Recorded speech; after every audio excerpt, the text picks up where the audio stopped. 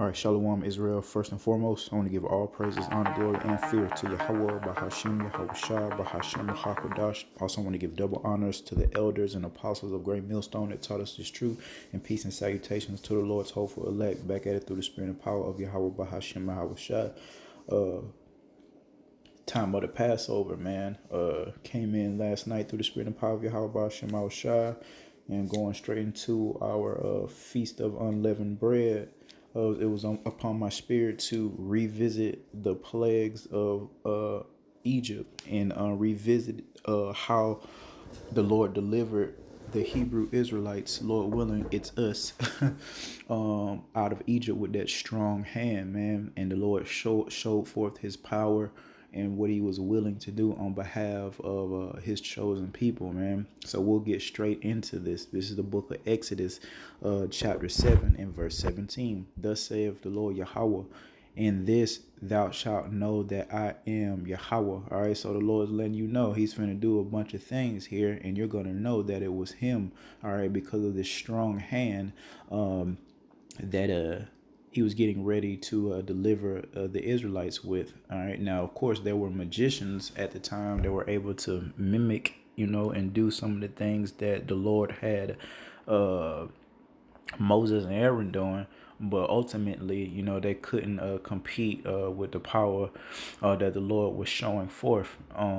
And it was all by design. The Lord could have just delivered us in a second, but it was His will that He brought these 10 plagues and that final plague, and we'll visit that here pretty soon. But we'll get straight into it. Exodus 7 and 17. Thus saith Yahweh, and this shalt know that I am Yahweh. Behold, I will smite with the rod that is in mine hand upon the waters which are in the river, and they shall be turned to blood. And the fish that is in the river shall die, and the river shall stink, and the Egyptians shall loathe to drink of the water in the river. So here we go. First plague of ancient Egypt. The Lord has turned everything short of an ocean, all right, where these Egyptians, where we were in captivity, into blood, man. And not only just that, the fish that were in these bodies of water died, and it stinked. So there's like 3 different things going on from this first plague, man. All right, and oh man, it's a terrible time when you come into a city or a place where it just stinks, man. Now here in Babylon the Great, that happens a lot, even in these major cities. Maybe not so well. Look at New York, how it's overrun by rats and shit, man.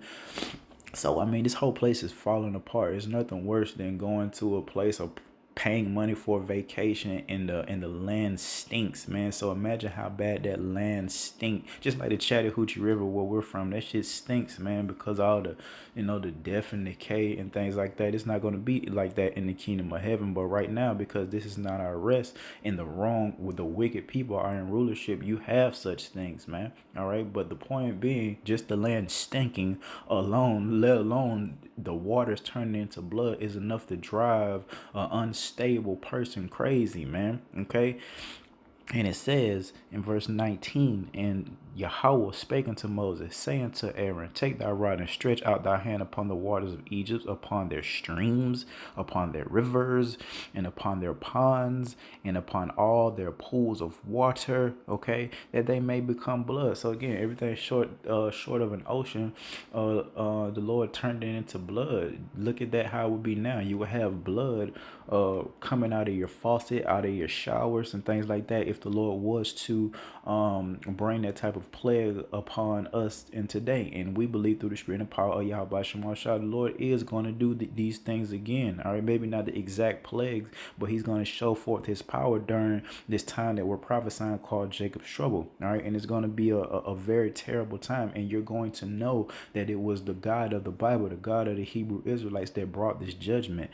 All right, pools of water that they may become blood, and that there may be blood throughout all the land of Egypt, both in vessels of wood and in vessels of stone. Yeah, so try to, like I say, try to pour you have you a glass of water. However they was getting their water, I guess, out the river, man, wherever it was in, it turned into blood. Whether if it was a pool that they had in their backyard, If it was just water that was just sitting on the damn table, it turned into blood, man. All right, and that's a terrible thing, man. All right, but again, them Egyptians were very, very stubborn. The Lord put a spirit upon them, first and foremost, Pharaoh, to, harden his heart and to continue to keep our people in all this damn bondage and captivity after they seen, the Lord, show forth power. But I guess because the Lord let those magicians do it, they remained puffed up like it wasn't a big deal. All right.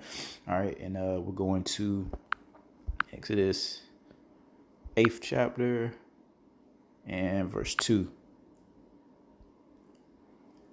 And if thou refuse to let them go, behold, I will smite all thy borders with frogs, and the river shall bring forth frogs abundantly. All right. And when the Lord uses a word like paradise, hey, you better, or abundantly. All right, and then, hey man, the Lord's ways are higher than ours. So, hey, you can't even fathom what abundant means, in our mind. The Lord's ways are higher than ours. So the Lord brought, man, we're finna read it, which shall go up and come into thine house. So these frogs got into people's houses. It wasn't like they were just outside, all right, just jumping around. They got into people's houses, man, all right, and into thy bed chamber. And that bedroom, all right, is somewhat sacred. You're supposed to be able to hit that bedroom and be protected from all the bullshit that happens in life, in the world, even in your own household. That's supposed to be your place of refuge and peace, especially for an adult. Hey, but the Lord made sure to make sure that those frogs had a spirit upon them to get in their bedrooms, all right, and upon thy bed. So they on the beds, all right, and it's a bunch of them. And how slimy and nasty. You think the Lord he could have brought some beautiful frogs, but I bet there was some them nasty bullfrog looking, bunch of warts and slimy frogs, man. It stinked, all upon your bed, man, and into the house of thy servants and upon thy people and into thy ovens and kneading throws, man. So even in their ovens, man, in the utensils and things that they use to cook food, the frogs were in it all, man.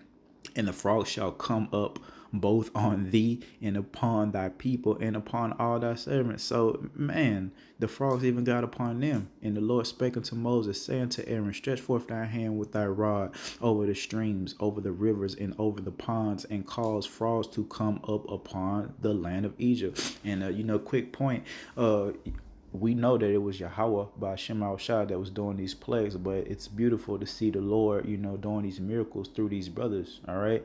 And that's what we're in hope of here pretty soon. First and foremost, being able to heal those miracles that the Lord promised us that we would do, in these last days. It's going to be men out here doing all these miracles. The Lord may give a brother spirit to, smite this place, man. All right. Or the Lord may give brother the power to, heal and do, miraculous works. But it's gonna happen if you truly believe in the power of Yahweh Ba Shem Yahweh Shah. All right. Then we're going over to the third plague.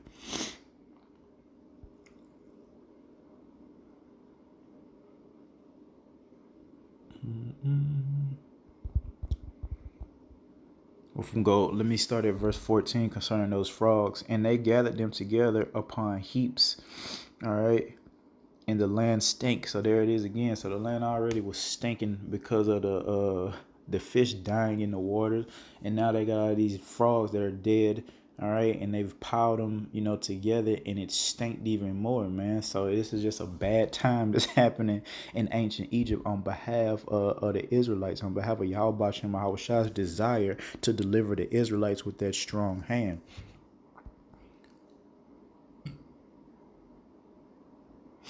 Verse 16.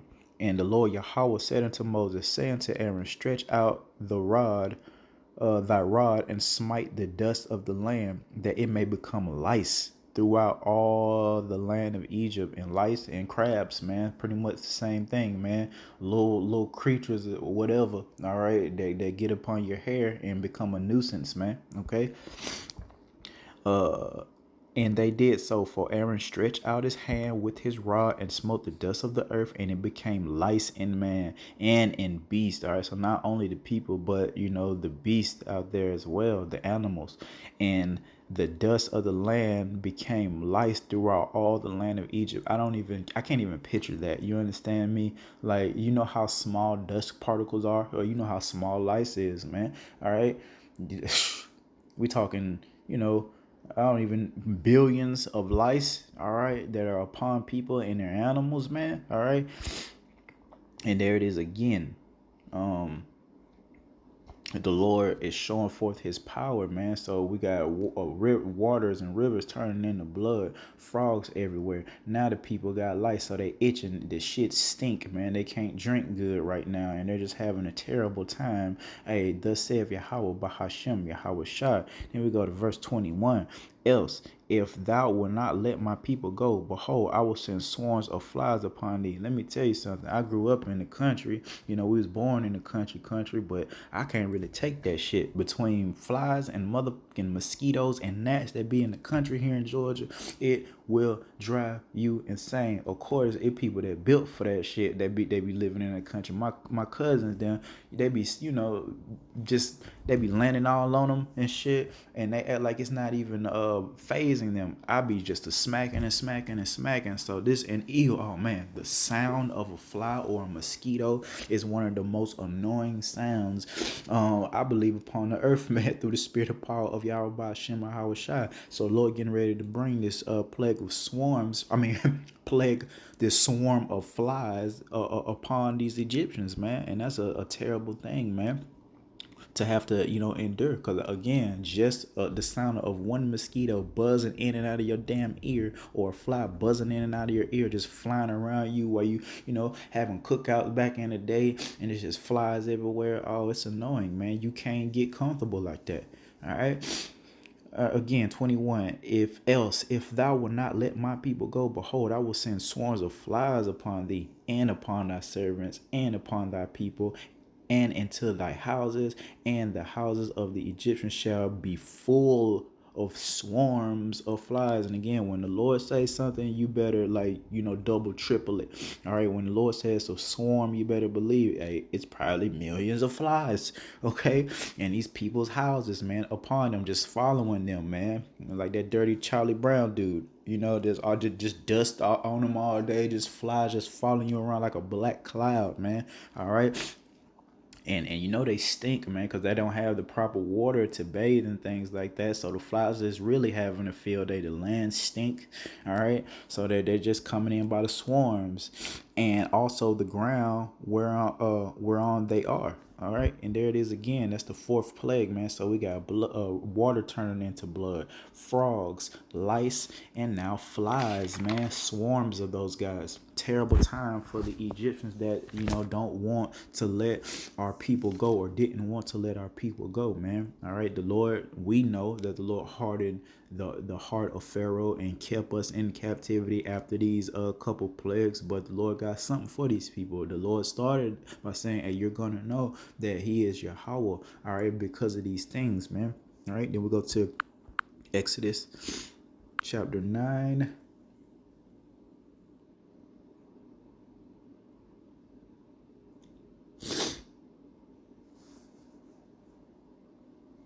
And let's see.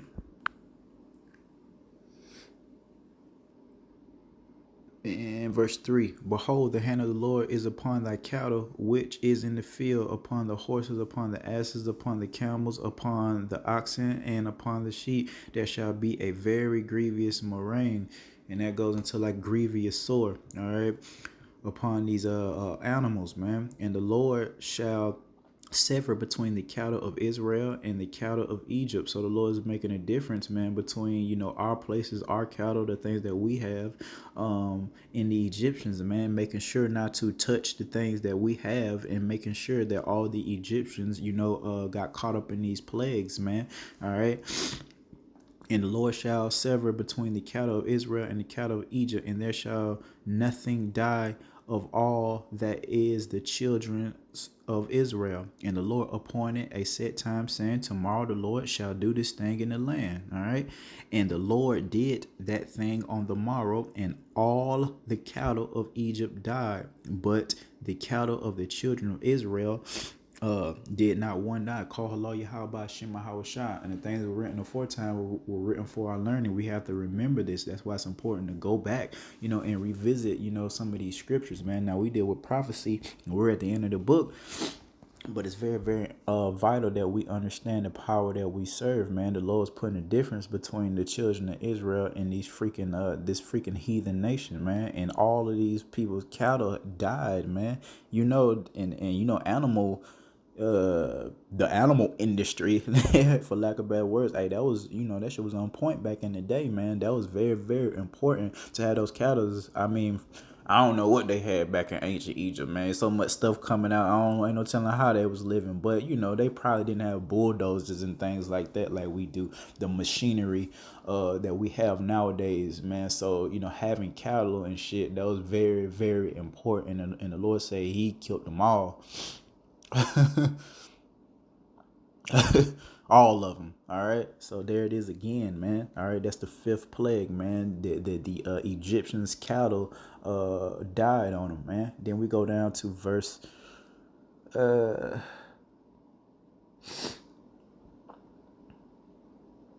man, verse 8. And the Lord Yahweh said unto Moses and unto Aaron, take to you handfuls of ashes of the furnace, and let Moses sprinkle it toward the heaven in the sight of Pharaoh, and it shall become small dust in all the land of Egypt, and shall be a boil breaking forth with bland upon man and upon beast throughout all the land of Egypt. And they took ashes of the furnace and stood before Pharaoh, and Moses sprinkled it up toward heaven, and it became a boil breaking forth with blands upon man and upon beast, man. All right, so you know what a boil is, man. Grievous some bump, man. All right, and just like when the Job was getting plagued by the Lord, Job experienced that, but this was on a whole nother level because it was time for this great deliverance for the Israelites. So man, these people are the land stink, frogs everywhere, flies everywhere, and now they're breaking out, man, with these painful boils, man, and bumps, man.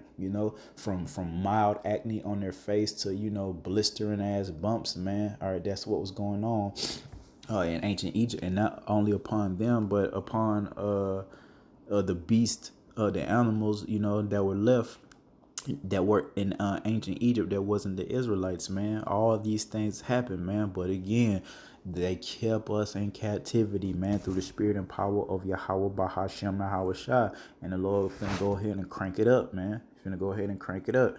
So the seventh plague, verse 18. Behold, tomorrow about this time I will cause it to rain a very grievous hail. All right, ice, such as have not been in Egypt since the foundation thereof, even until now. They've never seen that before, man. Ice falling down from the sky, man, and we've seen that here in modern times, man. And it's definitely not a joyful occasion, man. It's amazing. But yeah, it'd be hot outside, man, and the Lord make fucking ice, or rain from the sky, man, and that's a very dangerous thing, especially if he make those hail balls big, man. That shit breaking windows, windshields, and if you outside, if the Lord will it, it'll break your skull open, man. All right, where we at? Verse 18. Yeah. Verse 19. Send therefore now and gather thy cattle and all that thou hast in the field, for upon every man and the beast shall be found in the field. And of course, man, here it is again, man, showing you how the Lord operates. He always sends that warning before the Lord allowed these plagues to take place. He always, quote unquote, told his people to get out the way. Hey, put your cattle up, get in the house. Hey, paint your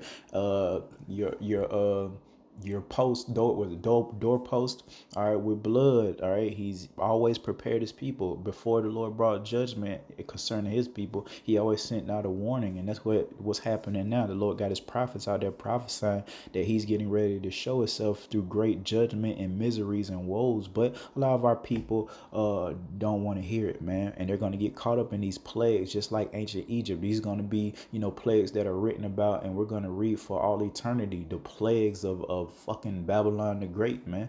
All right, it's going to go down here pretty soon, man. That's why it's important, to get right with Yahweh Hashem Shah. He's not really asking much of his people, and that just shows you how disgusting that 2/3 of the nation of Israel are. The Lord, his laws aren't grievous, and they want to mock the name of the Lord, take his name in vain, disregard the law, statutes, and commandments, man. But in that very second, when they see Yahweh Shah and see that hopeful elect beamed up, it's gonna be nothing but regrets for forever, and that goes to that everlasting shame, man. There's gonna be people in the kingdom of our nation that we're gonna remember how they acted during this time, man, and so are they, and they're gonna be walking around the kingdom, at least when they see us, all right, with their head down, man.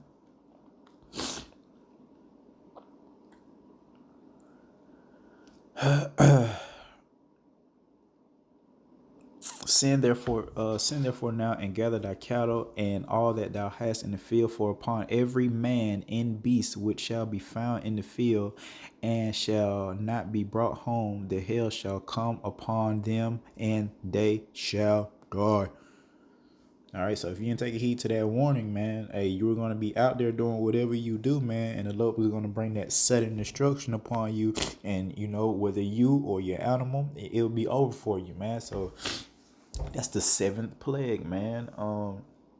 That hailstorm that the Lord brought upon the land of Egypt. And again, we have to remember, like, we can't really fathom the magnitude in which the Lord was doing these things. It wasn't like no punk ass hailstorm, man. Just like it wasn't no punk ass swarm of flies, man. This was like the real deal, and it was a very dreadful time, especially if you never even seen that before, man. Just ice falling from the sky. There's no telling how big that hail was, especially big enough to put a damn cow or whatever big ass animals they had around there to put them to death, man. All right, they had to be pretty big, and they had to be coming down pretty hard. All right, so that's another plague that the Lord brought upon the Egyptians, man, concerning his people. All right, then we go to Exodus 10 verse 4. Else, if thou refuse to let my people go, and they didn't, behold, tomorrow will I bring the locusts unto thy coast, and they shall cover the face of the earth. So, oh man, you got to really listen to what the Lord is saying through these scriptures, man. They're going to cover the face of the earth, man, that one cannot be able to see the earth. So there's so many locusts, all right, in this land of Egypt that you couldn't even see the ground. It was just a sea of locusts. That's a lot, bro. And there's been, we've brought out this, years back, man. A couple places here in Babylon the Great was getting plagued like that. It wasn't nothing compared to what we're reading here. But yeah, man, that locust ain't no joke, man. They'll take over and wreak havoc, man, and wreck shop. All right, so this was a terrible sight, man, in the land of ancient Egypt. All right, I will bring locusts, and they shall cover the face of the earth, that one cannot be able to see the earth, and they shall eat the residue of that which is escaped, which remaineth unto you from the hail, and shall eat every tree which groweth for you out of the field. All right, so they're feasting on these dead bodies, and they're feasting on the people's food, man. Oh man, and the Lord goes on to say, and they shall fill thy houses. So there it is again, the Lord making sure that he's showing his power. So you just can't run into your house and then run into the back of your clean bedroom, if you clean. Some of you people, some of you Israelites, living foul. But hey, man, you're not going to be able just to run from this judgment, man. The Lord makes sure to put them in the house, man. All right. And they shall fill thy houses, and the houses of all thy servants, and the houses of all the Egyptians or which neither thy fathers nor thy father's father have seen, since the day that they were upon the earth unto this day. And he turned himself and went out from Pharaoh. So there it is again. These people are like, wow, they never seen this type of judgment before. They've never seen these things, man. All these damn grasshopper looking creatures, man, flying around, eating up all the food, man. And I'm sure the land continued to stink, man. So they're just having problems after problems after problems after problems, man. All right. Then we're going over to the ninth plague. One more after this. Let's see. Wow.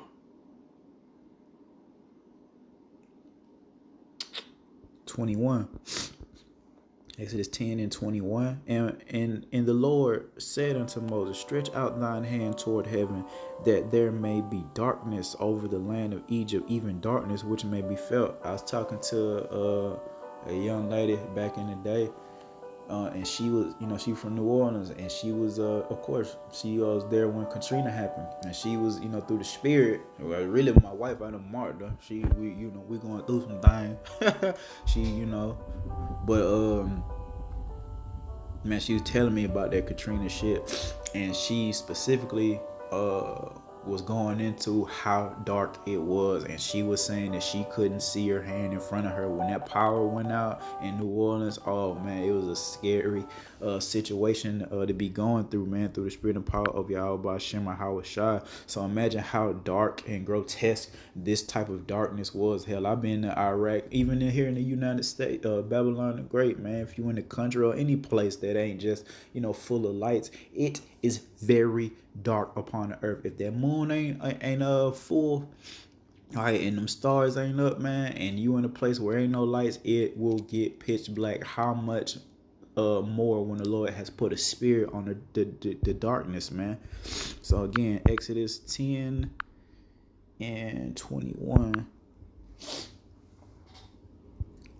And the Lord said unto Moses, stretch out thy hand toward heaven, that there may be darkness over the land of Egypt, even darkness which may be felt. And you could feel how dark it was. And Moses stretched forth his hand toward heaven, and there was a thick darkness in all the land of Egypt 3 days. And it seems maybe like not a very serious thing compared to some of the other things that happen. But man, if you can't see nothing, man, a lot of people ain't never really experienced that. Hey man, you can't see nothing. And the Lord said it was so dark that you could feel it, man. You could feel the darkness upon your skin, man. I can't even really fathom what that feel like. I just know if you can't see nothing, it's gonna be a problem, especially for the weaker vessels, the children, the women. I'm talking about you can't see your hand in front of you. You can't do nothing, man. All right. There's ain't no cooking and none of that going on, man. And of course, the Lord didn't let them light fires and things like that, man. He made sure that they stayed in that thick darkness for those 3 days. They saw not one another. There it is. That's a spirit. They saw not one another. They didn't even see each other. It was so dark. Neither rose any from his place for 3 days. So, of course, it was so dark. They didn't even leave their place, man. All right. But all the children of Israel had light in their dwelling. There it is again. The Lord putting forth that difference between his peculiar chosen people in this heathen nation, man. We had light, man. All right, they didn't. It was dark, and that's exactly what's going to be happening here. It's going to be danger close, man. Some of your neighbors may get judged by Yahweh Shai, and your house may remain, during this great tribulation. But again, that's why it's important for us to remember these things. Remember what Yahweh Bahashem Yahweh Shai has done on behalf of these Israelites, man, because we're coming into a time like that. We're coming to a very spiritual time, man. All right, it's been kind of play up until now, but hey, it's finna go down, man, and we're gonna see, all right, the Ancient of Days get down like he has always got down. But before he gets down, he always sends out those prophets to put, or his servants, his watchmen, all right, his chosen, his elect, to warn the people of the things to come. And that's what we're saying. Hey, this power that y'all read about, that y'all think don't do this no more, he's finna show you, all right. And we've prophesied it's finna be a time like the earth has never seen before, just like these guys have never seen certain of these these events before. That's what we're saying again. We're saying it again. Y'all getting ready. We're getting ready to see things we've never seen before. All right. So it will behoove you to get right with your power. All right. Yahweh Bahashem Yahweh Shai. All right. And here we go. The Big Ten. Exodus 11.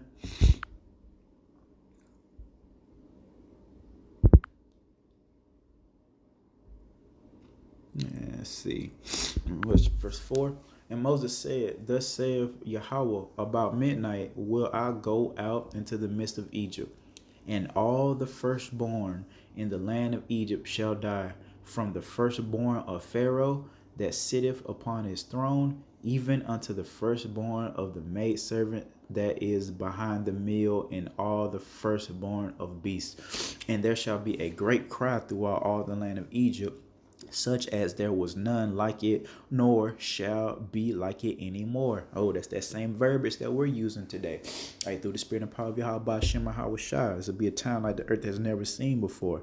All right, but against any other children of Israel shall not a dog move his tongue against man or beast, that ye may know that the Lord Yahweh Bashem Yahweh Shai do put a difference between the Egyptians and Israel, and definitely want to do that because they look like us, dark skinned people, woolly hair. Lord making sure that you know who his people are and who this heathen ass nation is, man. So you know what happened, man. The Lord did what he said he was going to do. He slew the firstborn of all the Egyptians and the firstborn of their cattle, man. So that was a horrific thing, man. All right, and it's not one household was now one found dead, amongst them Egyptians, man. So you have to really meditate on how grievous that judgment was, man. And people have already died during some of these plagues, man, that the Lord had brought upon these people, man. So so much death, destruction, chaos going on because of these plagues that the Lord placed upon these Egyptians. Hey, man, that it was enough, man. And the Lord allowed the Pharaoh to be quote unquote merciful, all right, to the Israelites and let them go, man. After they all woke up and it was dead bodies in all of their homes, man, of their firstborn child, and that was a bad judgment, man. And of course we know what happened after that. The Lord let his people go, and it was a great number. It was a strong hand, and we spoiled them. We took, I believe it said about at least 600,000 that were men, not including the women and the children. So it was millions of Israelites that left out of there decked out with all their stuff. And that was the point of our Passover. Went out in a haste, man. Them folk told us to get the hell up out of there, man, through the spirit and power of Yahweh Shema Shai. Get up out of there, get you and your people, and get the hell up out of here, man. That's what them people did, and we spoiled them, and we left. You ever seen a parade? Or I'll be looking at like marching bands, man. If you ever see a college marching band at a HBCU, and you just see just a line of Israelites, boom, boom, boom, boom. Imagine what millions of Israelites looked leaving out of that place, and it was a glorious, miraculous thing. And we could go on, what happened shortly after that. Pharaoh decided to go ahead and chase us, and there was more miracles brought upon their ass, man. You know how it goes. Whole sea being split, all right, and our people walking. But I wanted to keep it, through the spirit upon these 10 plagues of ancient Egypt, revisiting, on our deliverance out of that bondage out of Egypt. And Lord willing, this is going to be a strange salvation that the Lord speaks about, the strangeness of our salvation. And we're prophesying chariots and futuristic, power and futuristic machinery and that we've never even thought of, that the Lord is coming with, man. All right, those new bodies, we have no idea how they're gonna look, but hey, this is it, man. And we want to make sure that we're in the right spirit this year, this being the beginning of our year, called Yahweh Shema Shai, for blessing brothers and sisters to make it to see another year, man. All right, but we're prophesying through the spirit. Hey, judgment is right around the corner. This God Yahweh, all right, that everybody thinks they knows, and his son Yahweh Shai, who, everybody thinks they knows. They have no idea about how bad this judgment is going to be. And if you see the Lord, what he's capable of, bringing it to your bedroom, you best be in fear of Yahweh Ba'ashem Yahweh Shai. What if the Lord just brings and lets people still indulging in sexual immorality just get, some new STDs that we've never seen before, and we'll be able to see it? You're around here, doing sodomite acts, then the Lord will break your face out so that everyone can see it. That's what's getting ready to happen. All right. And hey, it's gonna go down like that, and the Lord is gonna do that. He got a special judgment for you women out there. All right, special judgment for you wicked ass children out there toting guns and things like that. Special judgment for you false teachers, you false prophets, for you weak ass effeminate men. All right, for these heathens and for that wicked nation, man. So we got to remember what the Lord is capable of on behalf of his will. All right, and it's the Lord's will to give us this kingdom, that remnant under Malak Yahweh Shai, who the world ignorantly calls Jesus Christ. So all we gotta do is buckle up, continuing to work, for all the brothers, that were there and observe the Passover. May Yahweh Shema Shai pass over us, via judgment this year, and allow us to continue to fight. And we pray, for the blessing of election upon the other brothers that aren't a part of that hopeful 144,000, for the sisters and the children that are a part of that remnant of the nation of Israel. We pray that the Lord be with all of us during this terrible time, this great tribulation that the Lord is getting ready to execute upon the earth, man. All right, so with that, I want to give all praises, honor, glory, and fear to Yahweh Bahashem Yahweh Shai. Till next time, Shalom.